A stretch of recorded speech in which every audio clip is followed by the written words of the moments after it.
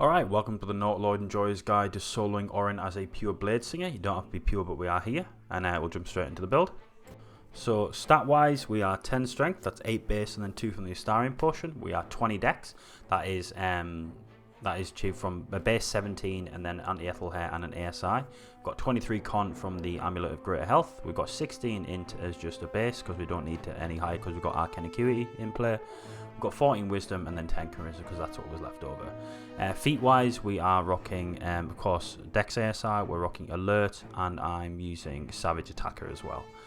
Helmet wise, we have the Helder's helmet, and that is primarily for the anti-crit. Some nice other things on there as you can see, but we pretty much just are using it for the anti-crit. We've got the Cloak of Displacement. You can have Cloak of Protection for when there is burn effects and stuff like that, but I'm enjoying Cloak of Displacement because it feels like it's getting a lot more benefit out of it overall when there isn't damage over time effects. I am using Robe of the Weave, but I do recommend using Robes of Supreme Defense. 1 less AC, but you're adding your spellcasting modifier to your saving throws when you're concentrating, so that's really nice. We've got the Battle Mage Power Gloves. This is a no-brainer alongside Shadowblade. This is incredibly strong. I believe it was nerfed recently. I'm not too sure what those nerfs were because I haven't went back and tested it. But regardless of those, using these Battle Mage gloves will be enough for you. So you can keep these on even if you're doing this build or this type of build around the time of the video's release. Boots, we've got Bone Spike boots. That's for the saving throws and the extra AC. So that's really nice. Of course, we've got the Amulet of Greater Defense, Amulet of Greater Health. We've got the Con Amulet from the House of Hope. That's giving us obviously 23 Con, which is nice to frees up our stat distribution, and it also gives an advantage on Con saving throws, which is really good. We've got the Ring of Free Action. This one, you can swap this out for things like Killer Sweetheart, and you can play around with these rings, but I just like to leave it on. As I've said many times before, I forget to switch back to gear, so I just like to have free action at all times, and then I don't have to think about it. At this point in the fight, I don't need to min-max it that much. We are dropping everything fairly, relatively confidently as well. And then we've got the Mystic Scoundrel Rune because that's a no-brainer for any caster. Weapons, of course, we've got Shadowblade, upcasted as much as we could, and then we've got Rhapsody to help with our attack rolls. With the 20 dex, that's equivalent to having a Cloud Giant strength for attack rolls, so we don't need that, so we can play around with elixirs. I've been doing so as well. Viciousness, Bloodlust, the Giant Elixir, all that kind of stuff is really nice. Still rocking the Deadshot Bow. I'm just having that extra little bit of crit reduction. You can go things like the Hell Rider's Longbow for the initiative, or Gontram Maul for the Lethargicless Haste. For those first or second turns, which is really nice.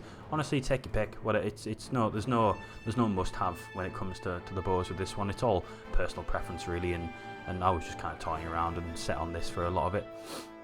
That's pretty much the fight. I'm going to go through some very notable mechanics that you should be aware of when doing this on a mode, especially solo.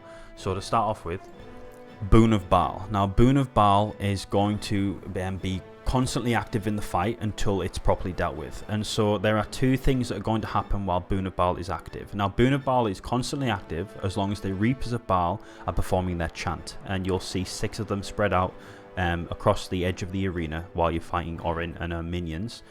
So the first thing that's going to be happening is every turn excuse me, every turn Orin will be refreshed with 10 stacks of Unstoppable. Now, what Unstoppable does is each stack can be reduced by an attack, but that attack's damage will be reduced to 1. So you're not really doing damage to Orin while she has Unstoppable stacks. So that has to be dealt with. Another mechanic that's going to be active while the Reapers of Baal are doing their chant is Baal's Edict. Now, how that comes into play is Orin can use an ability called Sanguine Lash. She uses that when you melee attack her, and what that does is not too crazy, but it deals 88 slashing damage. It's got a dex save, so it can be halved. It bleeds you, and then it knocks you back, and it can knock you back 6 feet. So you want to really focus on your positioning when you are going to eventually melee attack Orin, because you don't want to do it when you're standing on the edge of the arena. It can knock you into the abyss, and it can kill your run. I've seen it happen. You don't want this to happen. But the important part of this is because we're going to have to deal with things other than Orin initially, we're not going to be melee attacking Orin. That means she isn't going to be using Sanguine Lash, and what happens when Orin doesn't use Sanguine Lash is applied onto you, because you're the solo, is Baal's Edict. And what Baal's Edict does, when it's applied onto you, if you don't kill another creature before the end of your next turn, you'll die instantly. So when this gets applied onto you, kill something and kill it now. You don't want to mess around, you don't want to play around with this thing. Now you can negate this with Death Ward, you can, but it is going to kill you and then you will be brought back with Death Ward. But I've never tried this in solo, so don't know how this works, by the way. But that's going to reduce you to low HP, and then you're on the back foot and blah, blah, blah. So we're not going to worry about anything like that. We're not going to try and get around this mechanic. We're going to deal and respect this mechanic and do it properly. So again, when you get Baal's Edict onto you, you need to kill something instantly. And so this is where it kind of cycles in. The Reapers of Baal are buffing Orin and applying Baal's Edict, therefore you need to deal with the Reapers. So what I recommend you do, and what you're going to see me do, is use Black Hole to group as many up as you possibly can, and then you're going to use an AoE spell. You can also use an AoE CC spell to stop their chant, like Hypnosis and something like that. But honestly, just kill them. Don't play around with Hypnosis, just kill them.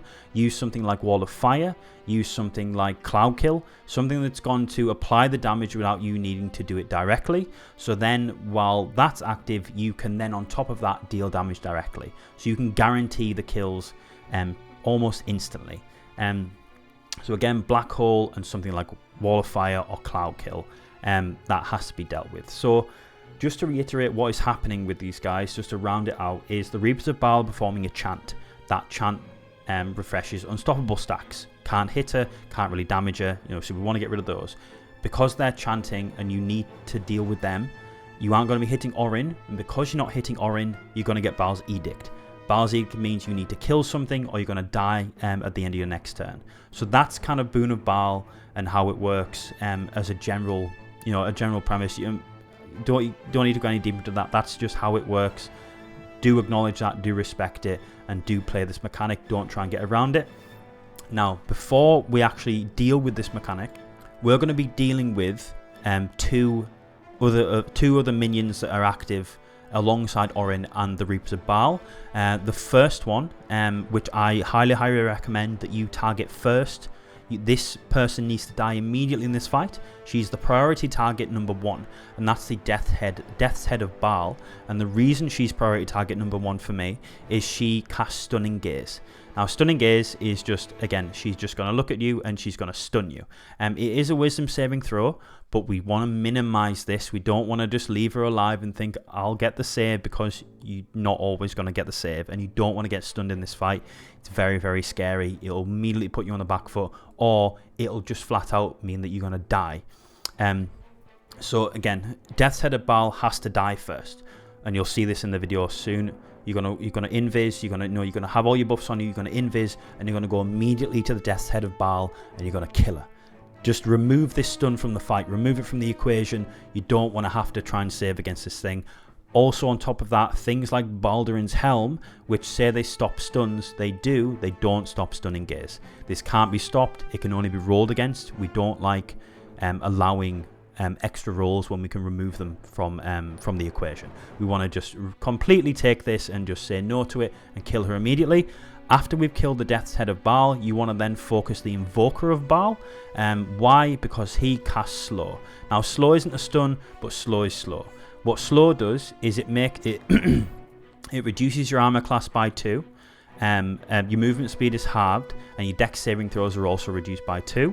You can only take an action or a bonus action, not both. You can't take reactions. You can't make an extra attack, or if you're a fighter, you can't make even an improved extra attack.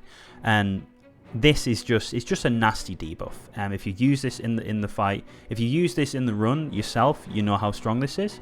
We just don't want to deal with this. So we're going to kill the Death's Head of Baal to remove Stunning Gaze, and then we're going to kill the Invoker of Baal to remove Slowed. Or Mind Blast. Mind Blast is also very nice here, especially since they're vulnerable because of Resonance Stone. And after you've killed these two, that's when you're going to go into clearing the Reapers of Baal to remove Unstoppable and Baal's Edict. So just to reiterate the order of this fight, it's going to be the Death's Head of Baal, that goes first, then the Invoker of Baal, That goes second, and then you're going to use Black Hole and Cloud Kill or Wall of Fire to kill the Reapers and deal with them as third. Only and only after all of these are dead, and then you have Orin left alive on her own, that's when you're going to turn on Orin. You will have to burn through 10 stacks of Unstoppable. They aren't going to drop off with the casting being cancelled, but so you're going to have to burn through them and then kill Orin. Now she's Slayer form. This, not too scared of this.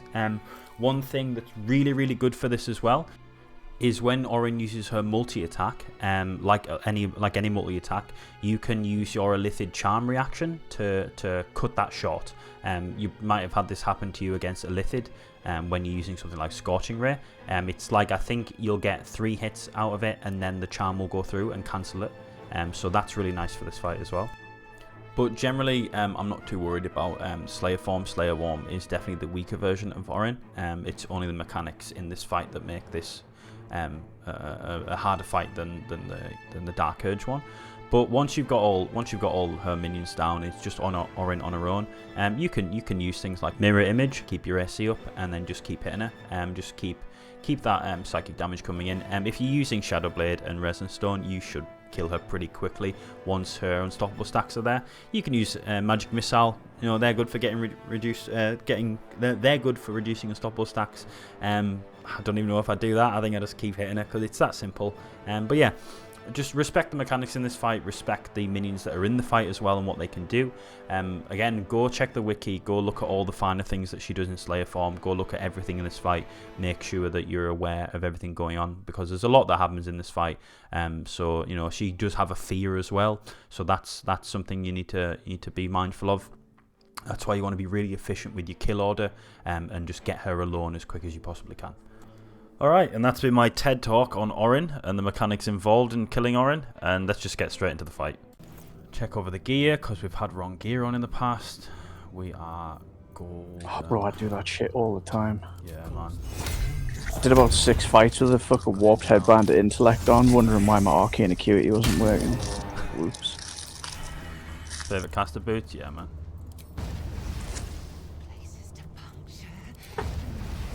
To take me on. She's got Unstoppable. Oh, what the fuck happened there? Yeah, I'm getting the rolls. Hold on, I'm just gonna keep hitting her because I forgot this is a thing. Mate, okay, I don't want to do the fight this way. I don't want to do it this way. I want to do it legit. Yeah. Well, she's dead, but I want to do it legit. Did you say it before you did it? No, I mean like she's dead, but I'm not gonna continue doing this. I want to do it legit. So I'll take that because it fucking happened, but I might just pop my invis off right now. Oh, when you said she's dead, I thought you meant Orin. Right, there we go.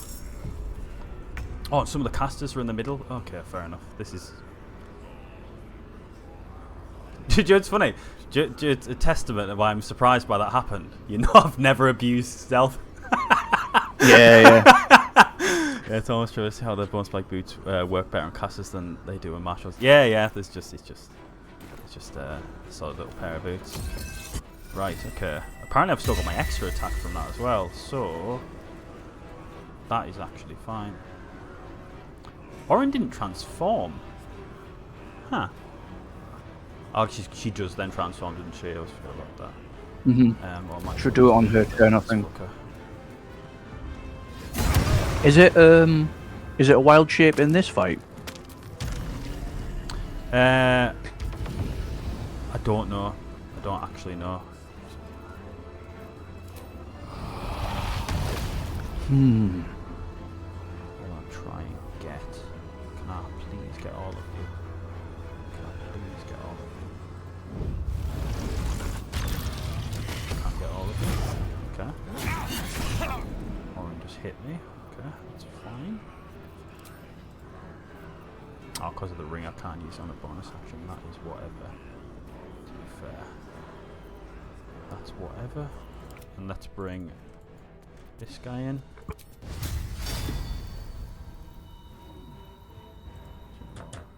They can just start hitting. Might as well just fucking bring him in. See if he gets a sneak.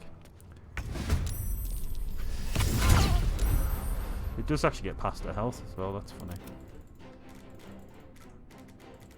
I don't want to be stood where I'm actually stood now. I want to be stood around the other side because she does that fucking knockback thing, doesn't she? Am I concentrating on anything? I'm not right now. I'm going to use Protecting Good and Evil. Because I thought I was going to hypnotise sooner, but I'm not, so that's fine. Hang on, is that... Not getting feared. Right. Is she an aberration? It's mainly for the fear. I don't want to get frightened, basically, because she does the frighten. Does it stop? Does it just stop fear from all sources? I thought it stopped fear from the things that it lists. The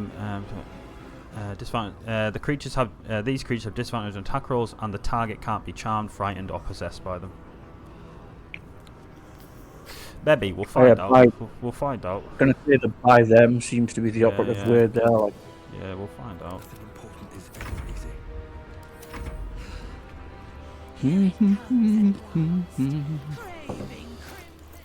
I have 34 AC currently. There's the Slayer.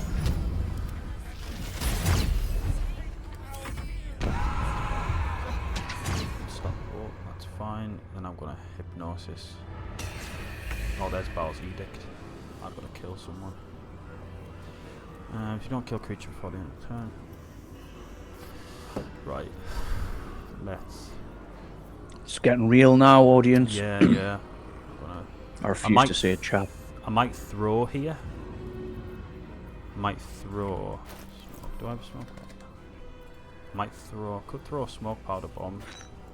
Could throw 2 of them. Could probably kill.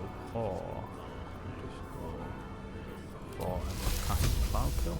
Maybe.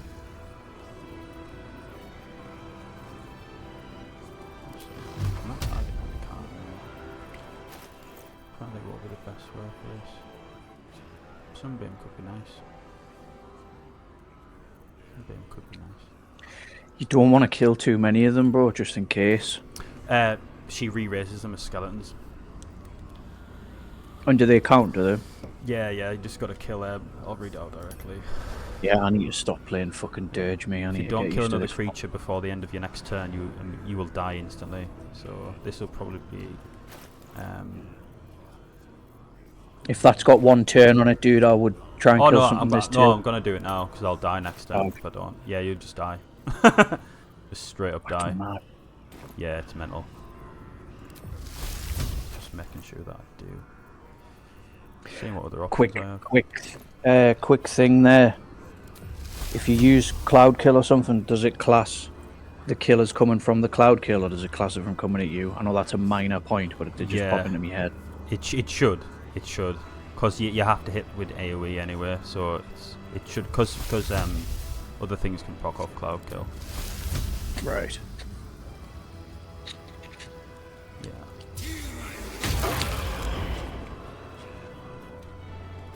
Yeah. Oh, cheers, man. They're really low now.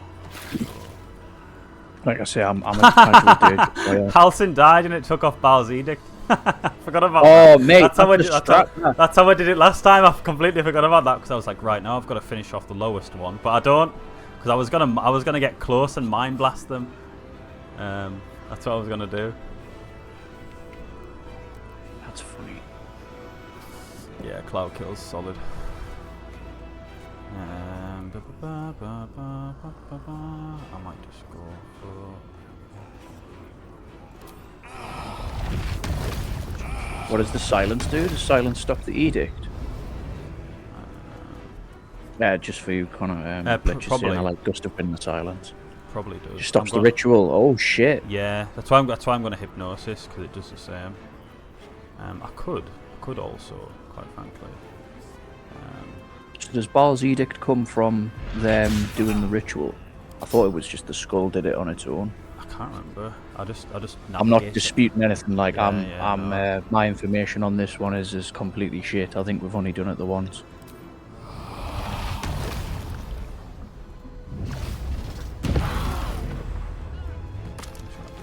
Because then they're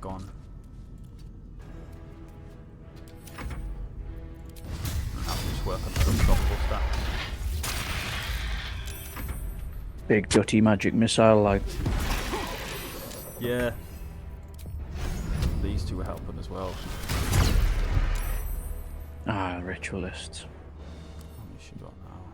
She's got 10. I think my Hexblade's gonna have to be a Tav now, like, because I need to do this for fight properly. Oh, she stopped the fucking cast, that's annoying. Ooh. Let me pop a heal. On my way.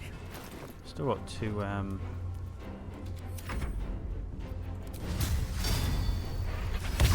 So am I right in thinking once you take the ritualists out, the Edict of Baal stops? I can't remember, mate, honestly, I can't remember. Yeah. Okay. Cheers, Lich. To be honest, that was more for Lich and Banana, that way. But yeah, that's good. That's not as terrifying as you would assume it would be. Can't even catch my breath. That Deva's fucking having a party on the deck there, like, isn't he? He's having a great time. Deva, bonus action, breakdance. Yeah.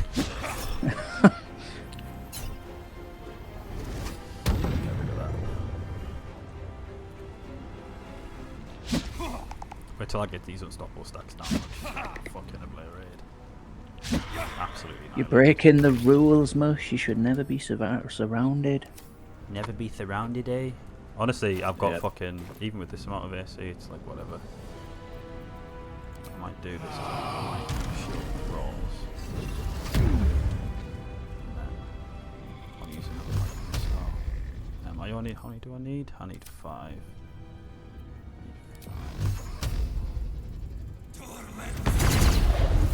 What kind of expert are you planning on running? Like mono? If Kieran plays it, I don't know, but I'm doing the mono classes at the moment. What do you reckon you'd split it with if you do split it? I'll probably go 6/6 Paladin, because I've never done a Paladin Warlock. I've never actually done a Paladin or a Warlock playthrough. So why not do both? Come on, dude. Yeah. Pollock is super fun. Yeah, I'll probably start with the Warlock. I would probably just do it traditionally. I'll probably just get the 6th Warlock and then just start stacking the Paladin. By the time I get to Merkel, I'm going to have my smites and I'm going to have the Rizma bonus and shit. Probably. Which one's the one that gets... do they all get Aura Protection? Yeah, they all get Aura Protection and then they get different ones. I know Oathbreaker gets... Is it Aura Fear, where you can't be feared? Something like that. Yeah, I'll probably go Oathbreaker because I don't want to abuse mods or anything. I don't want to spend fucking loads of money on both, and I'm blatantly going to break that shit. Yeah. Yeah. Probably start as Vengeance and try and keep it as long as I could, but once it's switched to Oathbreaker, I'll probably just leave it out. There we go. Right, so she's got 1 stack left, so I'm going to offhand. Crit it, that's funny. So she's got no stacks. Right, I might be able to kill her here. I can hit. Crit, I'll take that. And then I need a bonus action for that. That's fine. One more round and she's dead.